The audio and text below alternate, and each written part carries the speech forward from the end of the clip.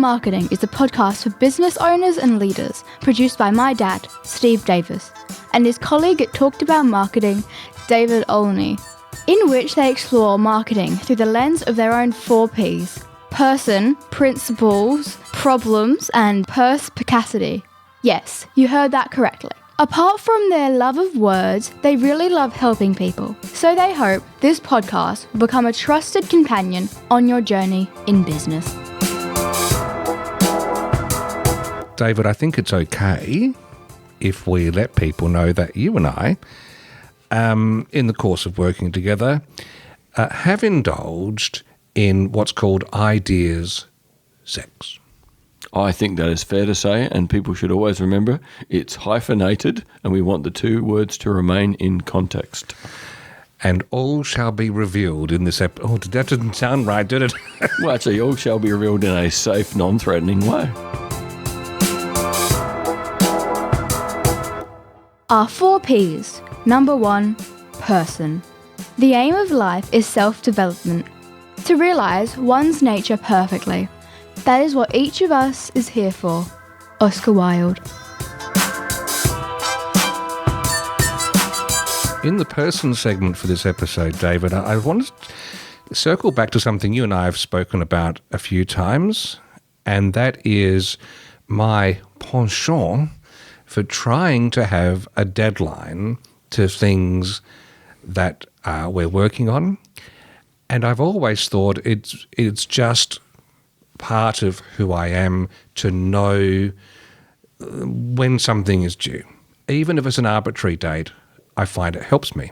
Lo and behold, I was listening to, at the time of recording, the latest episode of Sam Harris's Making Sense podcast, and he interviewed Cal Newport. And Cal Newport has a new book out called Slow Productivity. Basically, in this book, he talks about how when we are knowledge workers, and many people listening to this podcast would be knowledge workers, the thing that sets us apart from people in many other aspects of life is we get given a task, but very rarely is it specified how we are meant to do it. And tasks come in all shapes, sizes, forms, media. Emails can drop tasks at us. Meetings can be a rainstorm. And so the knowledge worker has to try and work out what they're going to tackle when, how they're going to get through to it, knowing that with every one of those jobs, there's a series of stakeholders who are curious to know if any progress has been made. My approach has always been to have a deadline, but I never knew what drove me until Cal Newport was speaking with Sam Harris. Let's have a listen to the way he set this context for us. You have to understand, what is the problem I'm solving for my boss, right? And typically the problem in this situation you're solving for a boss is that whatever this task is, it came into their world. It's a source of stress. Like, this thing needs to be done, and I have to make sure it gets done, so it's a source of stress. The problem you're solving for the boss is making that stress go away, right? So one way you can solve it is, if you're disorganized, or if you're just off, they don't know, you're a black box. I don't know how you organize your work. If I give you something to do, I would rather you just do it right away, not because it needs to be done right away, not because I like getting quick email responses, but because I don't know what's going to happen with this once I give it to you. So I have to keep track of it mentally until it's done. I don't want to keep track of it mentally too long. So I'm just going to pester you, get this done, get this done, get this done. If you have an alternative thing that they see, oh, here it is, boom, it's on the public Trello board, I can watch it march up. You've solved the boss's problem a different way. I don't have to worry about this, right? Cal is on it. He has this system. He's not asking me to do more work. He's just giving me transparency into how he manages his work. I don't need this done tomorrow, but the key thing is I don't have to worry about this getting done because it's in the system. It's going to march up. In a few days, you'll get to it. I can check in on this anytime I want. Great. You've taken this stress out of my life. So if you're solving your boss's problem, they'll leave you alone. And so I think in a lot of cases, we assume what our bosses want is stuff done right away and stuff done very quickly because they're, late stage capitalists and just don't like us and want to exploit us or whatever. But they don't care about that. They care about make my stress go away. And if I know how you're going to do this, I don't really care that you have this like dual category list. In fact, you probably are going to get brownie points from me because you seem like you've got your act together. Whereas, someone over here, they're always like frantically emailing and forgetting things. I'm always having to remind them. So I think it's the double-edged sword of knowledge work autonomy, right? We don't have set systems for here's how we manage our work. Here's how we collaborate. Here's how we manage our workloads. That's left up to the individual. So the sharp edge of that sword is that this allows you, if you're not careful, to get completely overloaded because, hey, you manage your own work. And if you say yes to everything and just jump on a lot of calls, you can get overloaded.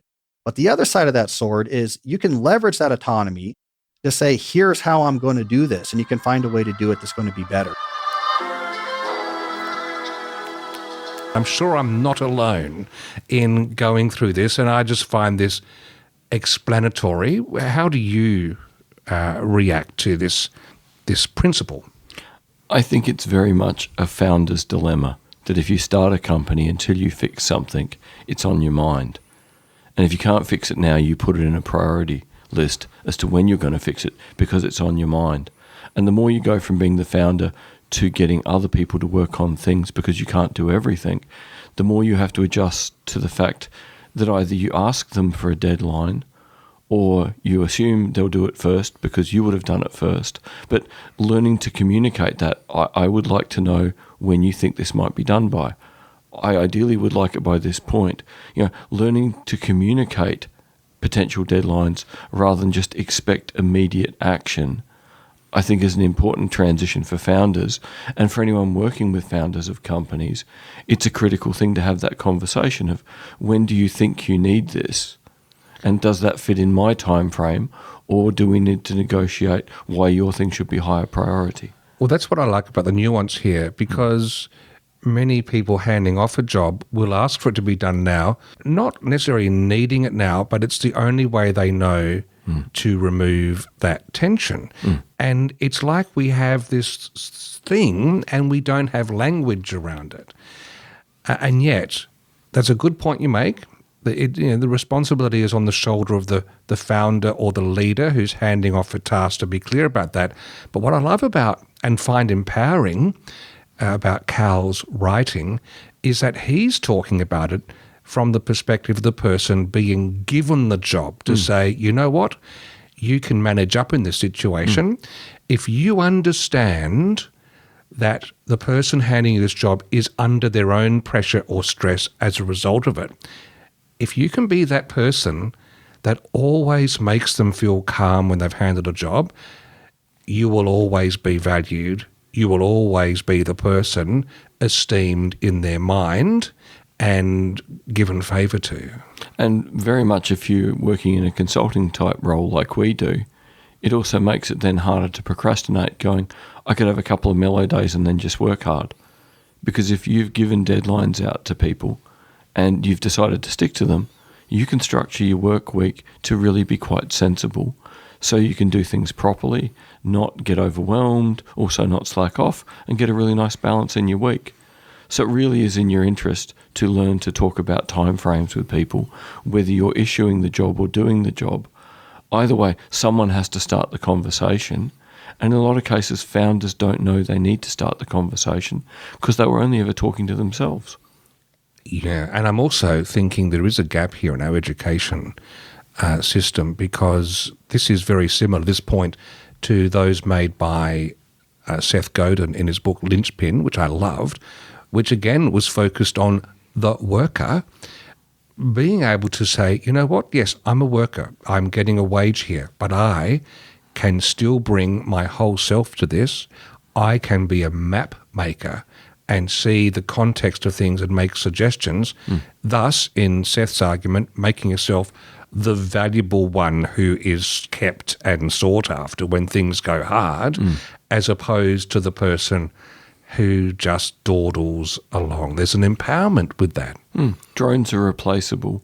People who take responsibility for improving the situation tend to become not irreplaceable because no one is, but they're more highly valued. And here in the person segment, I think this insight from Cal Newport, just the way he's phrased it, has application not only in the workplace but also around home and in other relationships too, is understanding that, imagine if you were a kid growing up, and you knew that when your parents said, hey, it's your turn on the dishes, can you fill the dishwasher or whatever, that they still have some stress. Do I need to remind them again? Will they be done? Can I rely on it? Imagine being the teenager who stumbles on this podcast and goes, I understand that chemistry now. I can say, hey, Dad, I am going to do this. I've got one bit of homework, should be done in half an hour, and it's my next job, and I have set a reminder on my phone so I don't forget. That would instantly remove a parent's angst, and that young person has just had their first taste of how they can manage up throughout their life. It's going to be a huge win in the moment and prepare them for the world where they are going to go back to being the most junior person the minute they go out into the workforce. And a junior person who can manage mighty outcomes. Our 4 Ps. Number 2, principles. You can never be overdressed or overeducated. Oscar Wilde.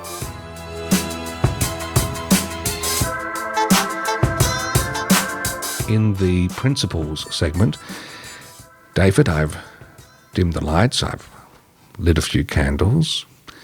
I have Dan Bigham's book on the desk, which is called Start at the End, and I'm ready for some ideas, sex.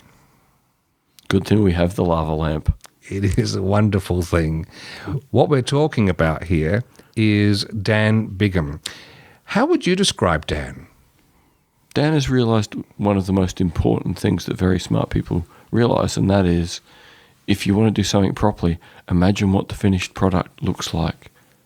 You know, whether you've sort of got to this point through Anders Ericsson's stuff on peak performance of the better your mental representation of what you're trying to achieve, the more likely you are to achieve it, or whether you've come to his ideas through, something like backcasting. The simple thing is, if we move forward with a lack of precision, we get an imprecise endpoint. The more precise we can be about how we want to, how an endpoint should be, the more likely we are to achieve it. He's a fascinating character. So the full title of the book that we've been listening to is Start at the End, How Reverse Engineering Can Lead to Success. A couple of quick observations before the main one that I want to share with you, and that is a lot of his insights came from his work in the world of cycling. He had previously been an engineer in a Grand Prix team, and one of the things he learned from being in a Grand Prix team that he's applied to everything in life since is to find that edge over the competition. It starts with going through the rule book with a fine-tooth comb and look for any gaps, because there are rules at work in most situations. Some of them are highly codified, like a Grand Prix tournament, but sometimes they're mores, they're principles, they're assumed ways of doing things. And his argument is, if we're going to start at the end, we need to look at where are the gaps in the rules where we can do something that's legal that actually is better than the way people are doing it. And I'm instantly thinking of the America's Cup and Australia too. With the winged keel. The winged keel made all the difference, and it was legal. It was within the rules. It was different to what everyone had done, but they were going on habit, not on actually reading and applying the rules. So I think that's a great insight from this book, and it's a weird one to apply to life, because for many things there is no rule book. There's just convention. And I suppose he's asking, can we stop and think and ask ourselves, why do we do things this way? He's really being that fully amped up 5-year-old, isn't he? Saying, why? Yeah, why? And not stopping. And it really lines up with Richard Koch in his book 80-20. The idea that if there's an unconventional option, explore it first, because the conventional has been done to death. Why would you just repeat the thing that's been done to death if you could invest some time in the thing that might offer a new way to move forward, a better way to move forward? And that's what brings us to ideas sex. The way he describes it, in fact, let's listen to him. He's going to describe it for us. In cycling, as in other sports, the knowledge that underpins high performance is passed around in a haphazard fashion. Coaches, soigneurs, mechanics, and nutritionists move between teams, taking their nuggets of go-faster information with them. And the more progressive teams bring in new support staff from outside the sport, hoping for a fresh pair of eyes. National and professional teams are staffed by people with years of experience in the sport. Often they will boast about the hundreds of years of combined experience they have in the team. All of that experience translates to knowledge, and that knowledge is essential for the day-to-day business of running a professional sports team. Without it, disaster on a basic operational level would not be far away. Imagine replacing all of a school's teachers with parents. How long before the school descended into chaos? Knowledge gained through experience is fundamental to getting a complicated job done. But because the knowledge is based on the past, on the older ways of working, it can become a limitation. A team of experienced professionals will always look for incremental improvements, not believing that dramatic improvements are possible.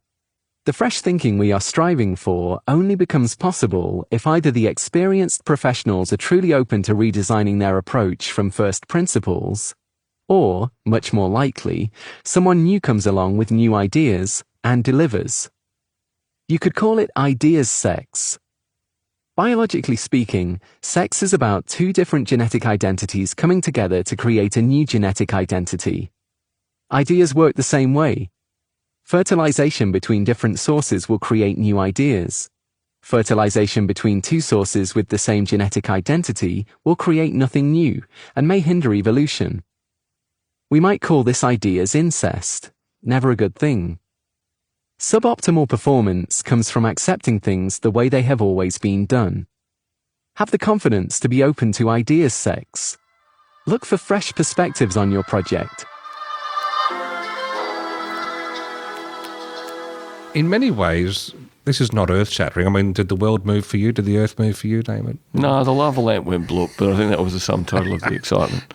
But basically, I've long heard the argument put forward that innovation comes from bringing an idea or a habit or a technique from one sector or industry into a new one. That's innovation. Even though it's not making something new out of whole cloth, it's taking a fish, putting it in a different sort of water or out of water and seeing what happens. And that's what he means by ideas sex is he talked about the cycling teams where you've got different people from different disciplines coming to join and they look at things afresh. Just recently I was running some customer service workshops in tourism for the Tourism Industry Council, and one of the points I make is we should honour the new person who joins the team and create some space around them so that as they go through their day, if they see things that make them go, that's a bit weird, we need to give them permission to have a quiet word to us as the leader or manager to give us that feedback and go, oh, that really is weird. It's absolute gold to have a fresh set of eyes. What else would you apply? Or in fact, if we think about it, if we keep the analogy going, how do you set the scene for ideas sex, David? Would you do it formally or would you just let it be hormonal? There are some very good arguments that it needs to be a very deliberate thing, and this is why multiple authors have made the argument that the 21st century is really about generalists becoming organisers of specialists and getting the specialists together and helping them bridge the communication gap.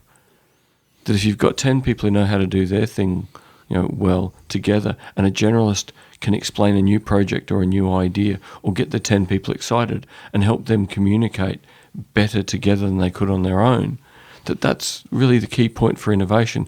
Trying to do something out of nothing is a really rare situation. In the main, we're using the resources we have differently. In terms of someone like Gary Klein, what we're talking about really is creative desperation. We've got the same resources, but how do we use them in a new and more effective way? So it could be that if you're in your business at the moment feeling a bit stagnant or you're just getting a sense things are suboptimal, is there some fresh blood, a fresh person? I mean, this is obviously the role consultants play too, having that outside to come in to say, oh, that's interesting. Over here in XYZ sector, people did things this way. And I suppose it's going to be a never-ending journey of a new combination. The extra new set of eyes could just be the thing that puts that, it's a combination lock that opens things up together. And I guess the final thing to remember on this book, which is why we think it's a good read, it's a short read too, start at the end, is it is that reverse engineering. It is looking at what you want to achieve and going, right, well, we're going to win this race this way. So what does that mean? It means I'm not going to be tired at this part of the race. So what do I need to do to work my way back to make sure that's not the case? And I think there's something in that approach, in that series of questioning. Most powerfully, it stops you behaving in the habitual way you've learnt. And that is, you do something, there's a response. You do something, there's a response. This makes you go, no, I've got to put the response before the action that caused it. So you have to define the response better, which means you then test the initiation for the response more carefully. So life becomes less haphazard. Everything has to be more deliberate in reverse.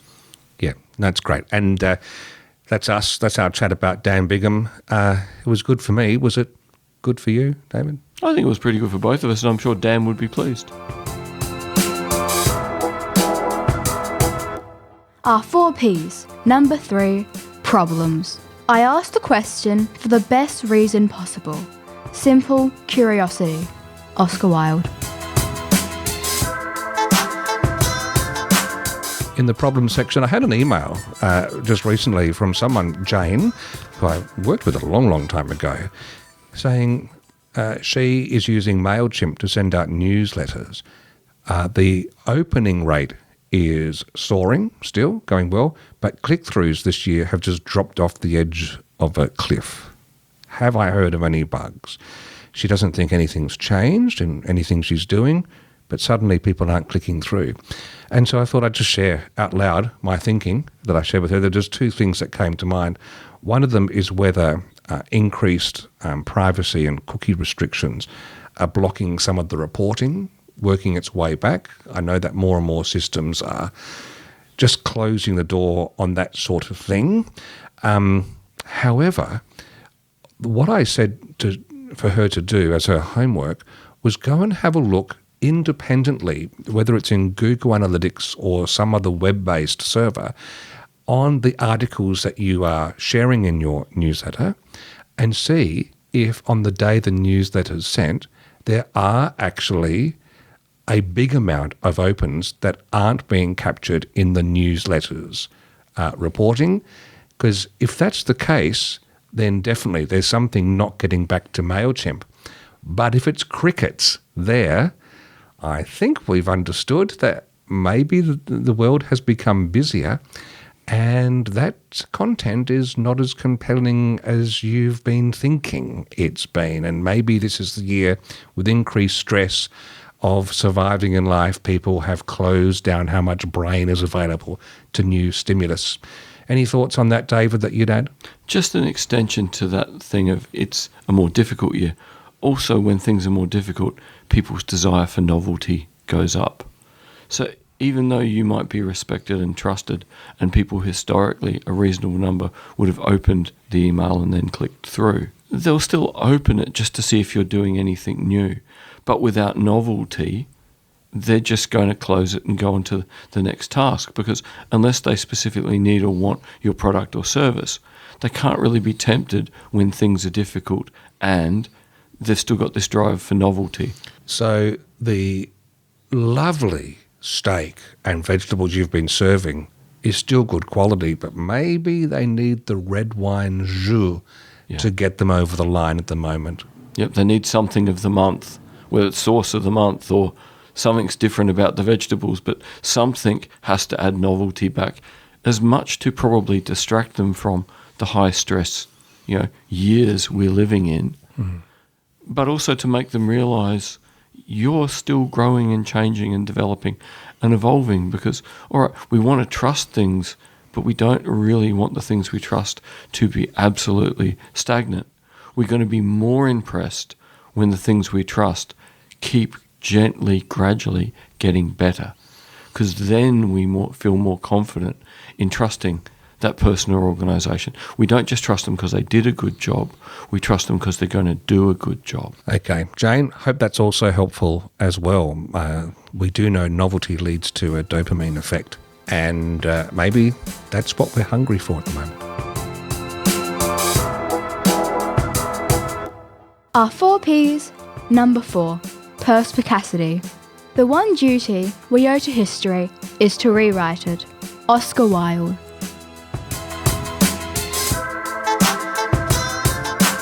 Earlier in this episode, we talked about Dan Bigham, who has had quite a career in cycling.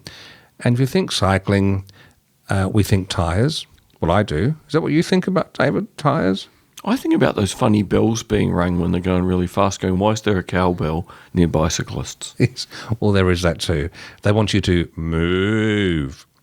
I'll give a golf clap for that one. Thank you. I really like that. So, tyres, Michelin. For Perspicacity, to finish off this episode, David and I were talking over lunch and just pondering out loud the Michelin Guide. Vandaag zullen we het hebben over de Michelin ZX Radiaal.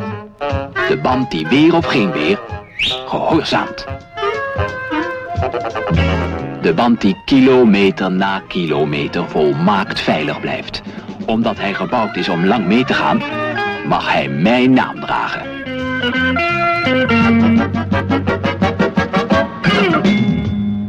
Langer veilig, langer zuinig. Michelin ZX. Now, Michelin, French tyre company, back in 1900, they started publishing a thing called a Michelin Guide. Nothing to do with tyres.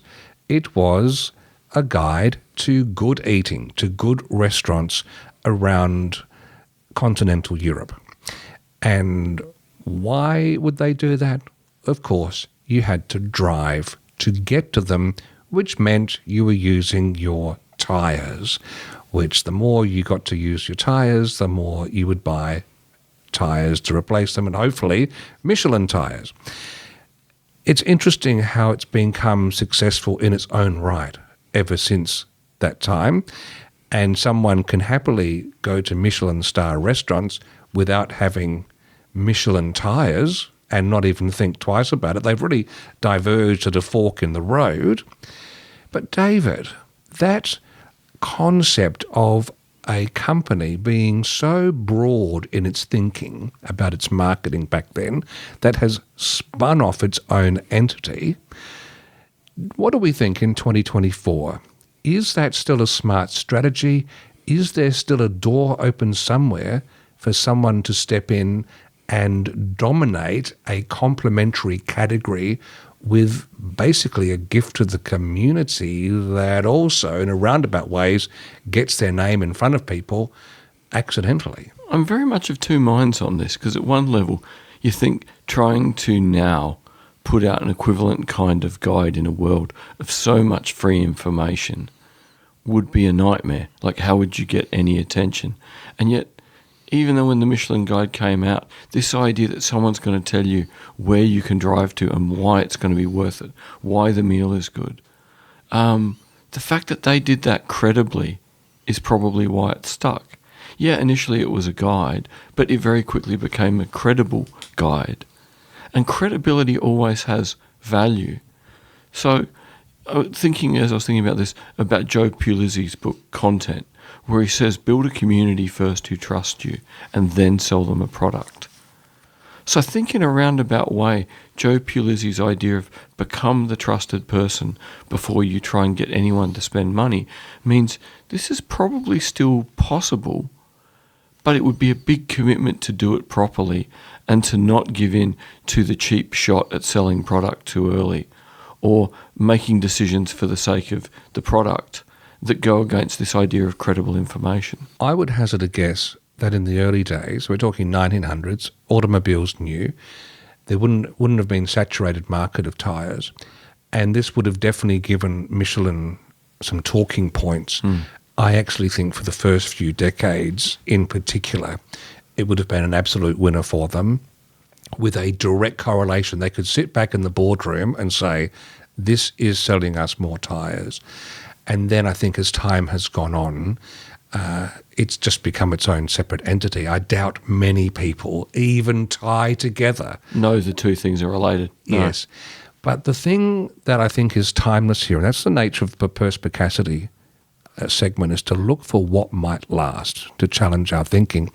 I think the credibility angle is absolutely spot on, that there are so many fake awards out there. I got peppered towards the end of last year with at least a dozen different awards entities saying that I have won Best Marketing Business in Adelaide award, and all I have to do is pay $800 to complete the process, and it's just fake rubbish, no credibility, and so we're saturated with that sort of thing. I think credibility does stand the test of time, and there must be openings where, if we have done that exercise that I try to get people to do, whether they're a client or we're in a workshop, and that is think about what problems do you solve for your people? How do you make your customers feel good about themselves, and what impact is your entity having on the world?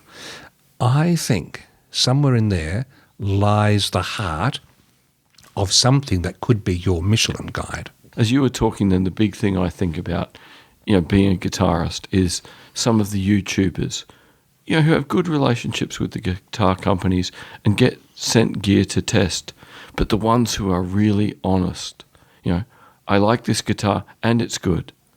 This is a good guitar, I don't like it, but that's just me. But draw that distinction between quality or not, I like it or not, and see them as different categories, and the impact they appear to have on what instruments young guitarists buy.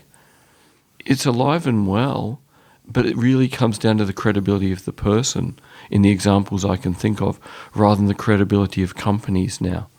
And we can trust a person just about, but trusting a company now, if they don't have a figurehead we trust and connect with, is getting harder and harder. On that note, we'll head down to my car. Let's drive out and have a meal somewhere. How are we going to choose a place? Have you got a Michelin guide on you? No, but I'm sure we can find it on our phone. Thank you for listening to Talking About Marketing. If you enjoyed it, please leave a rating or a review in your favourite podcast app. And if you found it helpful, please share it with others. Steve and David always welcome your comments and questions, so send them to podcast@talkedaboutmarketing.com. And finally, the last word to Oscar Wilde.